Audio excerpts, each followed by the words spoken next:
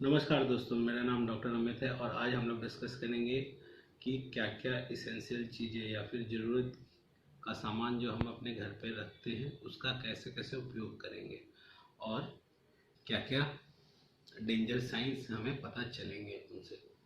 तो पहली चीज़ जो है वो है पल्स ऑक्सीमीटर। ये हमारे घर या फिर आस पड़ोस में होनी चाहिए। इससे हमें दो चीज़ों का पता चलता है। एक होता है इसमें पीआर, जिसको पल्स रेट बोलते हैं, और दूसरा होता है SpO2 जो कि सैचुरेशन होता है। मतलब SpO2 आपको बताएगा कि आपके शरीर में ऑक्सीजन की मात्रा कितनी है और पीआर जो है आपका पल्स बताएगा या फिर आपके हृदय की धड़कन कितनी है। तो ये दो चीज़ों के बारे में आपको इससे पता चलता है। नॉर्मल जो है हम लोग अगर 95 टू 100 नॉर्मल है, 100 से ऊपर रीडिंग नहीं होती है सैचुरेशन की।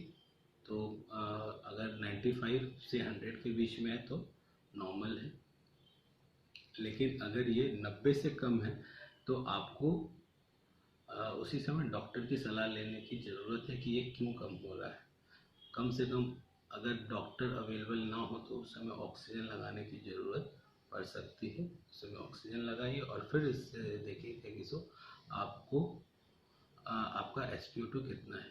दूसरी चीज़ जो है पल्स रेट। पल्स रेट जो है नॉर्मल लोगों में 60 से 100 के बीच में होता है। ये एक रेंज है। बुजुर्गों में या फिर ओल्ड एज में ये नॉर्मली कम होता है, या फिर कुछ एथलीट्स होते हैं तो उनमें 60 के आसपास होता है, जो कि एक अच्छा साइन माना जाता है। अगर बच्चों में 100 से ऊपर होता है जो कि नॉर्मल है, इसमें कुछ दिक्कत नहीं है। नॉर्मल एडल्ट में 60 से 100 के बीच में होता है।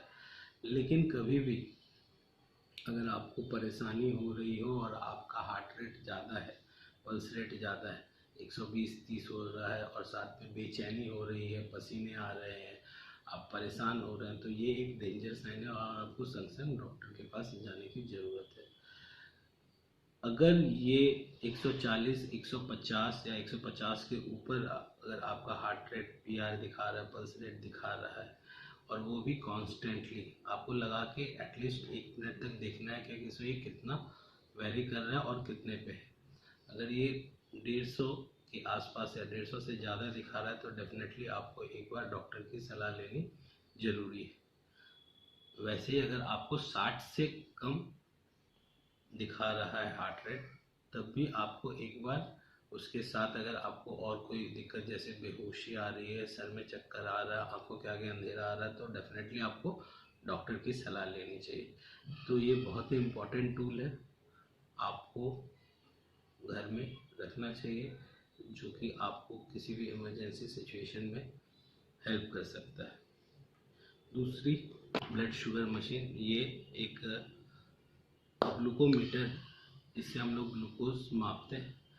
नॉर्मली जो है इसका भी इम्पोर्टेंट काम ये है कि ये दो, मतलब शुगर कितना बढ़ रहा है या फिर कितना घट रहा है, ये दो चीज़ों के बारे में ये ज़्यादा सेंसिटिव होते हैं। ब्लड यहाँ पे अगर हमने ये किया है तो यहाँ से ये कैपिलरी के थ्रू ब्लड लेता है और एक रीडिंग आ जाती है। वो रीडिंग आपको बता देगी कि आपका ब्लड शुगर कितना है। आप होश में है और आपका ब्लड शुगर 70 से नीचे है तो आप जो है कम से कम एक चॉकलेट या फिर चीनी या फिर कुछ भी शुगर, चीनी, चॉकलेट जो, या फिर कुछ भी ऐसा है जो संग संग खाइए जिससे आपका शुगर बढ़े। साथ में पानी लीजिए और इमिडिएटली डॉक्टर की सलाह अगर हो सकती है तो डॉक्टर से दिखवाइए, या फिर एटलीस्ट चीनी या फिर चॉकलेट खा के उसके बाद दोबारा एक बार जांच कर लीजिए कि आपका 5 मिनट या 10 मिनट के बाद आपका ब्लड शुगर कितना रहे, क्योंकि ये बहुत ही खतरनाक कंडीशन है। अगर ये शुगर आपका इससे कम होगा तो आप बेहोश हो सकते हैं और आपकी जान भी जा सकती है।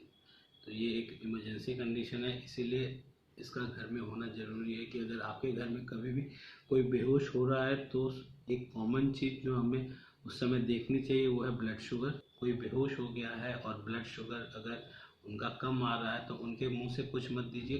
कोई भी इंसान अगर बेहोश है या फिर वो ठीक से रिस्पॉन्स नहीं कर रहा है तो उनके मुंह से पानी या कुछ भी देने की ज़रूरत नहीं है।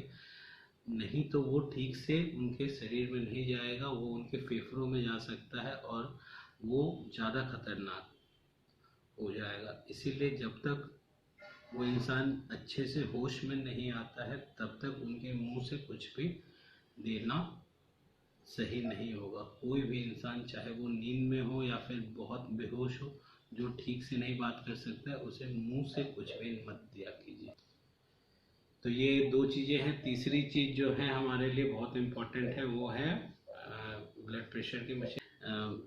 ये ऑटोमेटिक ब्लड प्रेशर मशीन होता है और ये आप अपने घर में रख सकते हैं और अपना बीपी माप सकते हैं। ब्लड प्रेशर के लिए हम एक अलग से एक वीडियो बनाएंगे जिसमें हम लोग ब्लड प्रेशर पे पूरा डिस्कस करेंगे कि ब्लड प्रेशर क्या है, नॉर्मली हमें क्या क्या सावधानी बरतनी चाहिए और क्या क्या उसमें कॉम्प्लिकेशंस आ सकते हैं, मतलब क्या क्या दिक्कतें हो सकती हैं।